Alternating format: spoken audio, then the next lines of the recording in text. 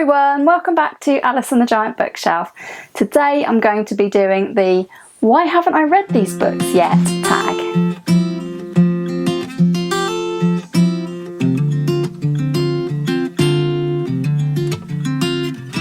Hi everyone, welcome back to my channel, or welcome if you are new. My name's Alice and I have way too many books.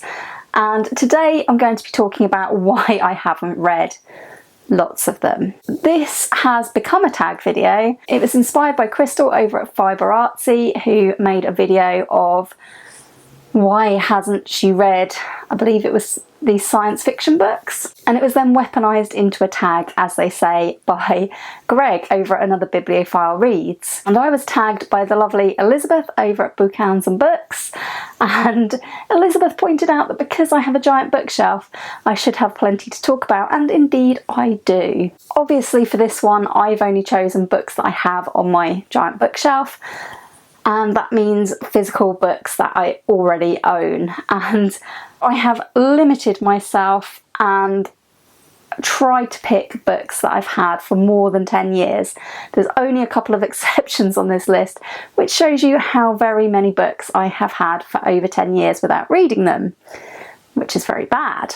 I definitely shouldn't be buying any more books. So there are 6 prompts today, and I have picked more than one thing for each prompt because I just had a lot to choose from, and I've tried to pick books that I have not really ever talked about on my channel before. Prompt number 1 was a classic book you haven't read, and I have picked a classic book, a modern classic book, and a children's classic book because there was just lots of options. And I've had the first 2 of these since 2013, so they are actually relatively younger members of the bookshelf. The classic book that I have not yet read is Crime and Punishment by Dostoevsky. And why I haven't read this is because of a lack of courage. I asked for this for a birthday 9 years ago, then I didn't read it because it's quite intimidating. So now that Don Quixote is safely read, I would say that this is definitely one of the more intimidating books on my bookshelf, and that is the simple reason why I have not read it yet. So yeah, I do need to read this classic. I haven't actually read any classics of Russian literature at all, but I feel I should read this because I like crime books so much, and this is a forerunner of quite a lot of crime books. My modern classic that I picked was given to me for the same birthday, and again I asked for it, and that was The Bonfire of the Vanities by Tom Wolfe. And I think I wanted this because I really enjoyed reading books like Jay McInerney's books and Bret Easton Ellis's books. I feel like although this is potentially a bit older than this, there was obviously some reason at the time why I wanted to own this book. And again, I've been put off it by the same reason. It is quite a chunker, and I've just never felt the inclination to pick it up really, which is a shame. Let's see how many pages this one is. This is over 700 pages, so that's probably why I haven't yet read The Bonfire of the Vanities. If anybody would be up for a buddy read of this, I feel sure that would encourage me to read it, so do get in touch. And as a children's classic, I bought a set of children's classics. I'm not sure when. I would say probably around the same time as I've owned those classics for, but could be a bit less time.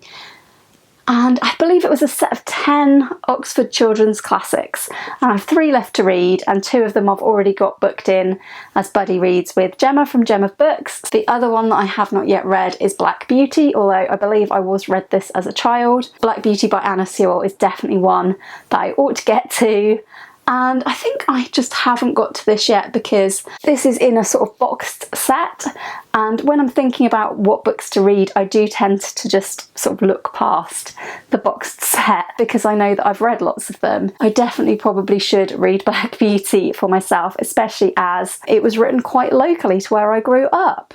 So yeah, Black Beauty is one I've definitely been meaning to get to. Prompt number 2 was a fiction book. Both of the books I've picked for the fiction prompt I've owned since at least 2010, because when I made a list of books in 2010 that I already owned, they were both on it, but I have no record of actually buying them, which I do for quite a lot of books pre-2010, so I don't know when these got bought. I believe one I got from my mum getting rid of books, which is a frequent theme, and one I definitely bought new. So let's talk about the new one first, and that's Arthur and George by Julian Barnes.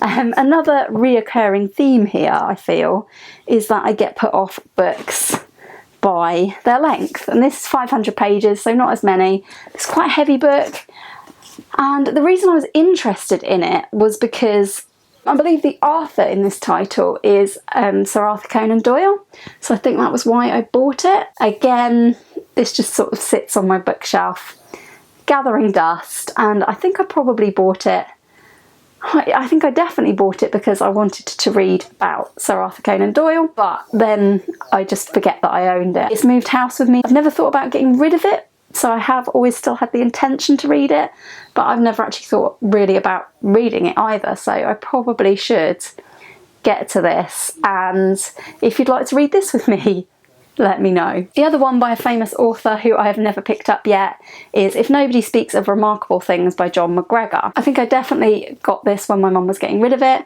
and it's a very well thought of novel. It sounded like the sort of thing that I would like. I've actually many times got this off my bookshelf thinking that I would read it because it just sounds so intriguing, the premise about a terrible event shattering a quiet evening. So I really don't know why I haven't read this one yet. Really do not know, but I hope I get to it soon. Prompt number 3 was a non-fiction book. Well, I definitely owned one of these in 2008, and the other one I think I probably bought in 2008 because that was when I was doing my PGCE, learning to be a teacher. I definitely bought this book for that, and I actually started reading it in 2008 for that, but I never finished it. There's no reason for that because it was very good. I just think it got put to one side. Is very, very busy studying for a PGCE and doing teaching practice, so it got put aside and it never got picked up again. And that's The Story of Childhood, Growing Up in Modern Britain by Libby Brooks. Just busyness has prevented me from reading that one, and then lack of inclination, because by the time I came back to it, or could have come back to it, I was no longer doing a PGCE. I was then teaching and very busy, not ever finding the time or thinking to pick this up again. And the other one is even worse. This was definitely on my bookshelf in 2008, and I spoke about it in a previous video about trying to read the oldest books on my bookshelf. Definitely will have bought this between 2005 and 2008, because I definitely bought this in relation to the fact that I was interested in language following my first degree, which was in linguistics, and I finished that degree in 2005. I don't think I bought this any earlier than that because I think this particular edition was published in 2005, but I definitely owned it by 2008. The Stories of English by David Crystal. The reason I have never read this, and I have started it, got a bookmark in page 118 and another bookmark in the back in the notes. I haven't read this because it's quite textbook like, and the book is so heavy, the print is tiny, and I think this is probably too academic for me at the moment. I wouldn't really want to part with this, but at the same time I don't really have any desire to read it, so I better think about parting with it. A genre book is number 4, and I have lots of genre books because I am definitely a crime fiction buyer and reader, and I bought this one, The Neon Rain by James Lee Burke, in February 2009. So it's been on my bookshelf for more than 10 years. I bought it at a library book sale, I think for 10 pence, so it's not like I haven't got value for money out of it, but I do need to read it at some point. And I actually bought this in a pair. I got The Neon Rain and I think the other one was called Black Cherry Blues, and I did read Black Cherry Blues. I don't know why I read that first, because this is actually the first book in the Dave Robichaux series. Probably pronounced that wrong. So I probably should have read this one first, but I didn't. I read Black Cherry Blues first, and it was very good. So there isn't really a reason not to pick this up. I think the problem for this book is that I have ended up with so many crime and thriller books on my shelf that there's just too much to choose from. Another book that probably applies to is the Mike Hammer Omnibus. I've owned it for easily more than 10 years, and this is the Mike Hammer Omnibus Volume 1 by Mickey Spillane. I bought this around the time when I was planning to read a lot of different crime books that I'd read about in a book called The Rough Guide to Crime. I made myself a hugely long list of all of the sort of really important works of crime fiction that I felt I would get to, that I felt I would enjoy. The ones that I found and read, I've been really satisfied with on the whole. This one I found and was really pleased that I'd found it, because I really wanted to read Mickey Spillane, and I haven't read it. So these are classic private eye novels, and I would probably say that these are pulp fiction, or were originally pulp fiction. I've certainly seen Criminoli talk about these on his channel, and I did wonder if these might, because they were pulp, be trashy enough for Garb August, but I think they are probably a bit too good for that. So I might read this as something that is kind of trash adjacent in Garb August, because I think pulp kind of borders that line. Yeah, I haven't read it because of the sheer volume of crime that ended up on my bookshelf, and I've ended up distracted by other things. The book owned the longest and not yet read.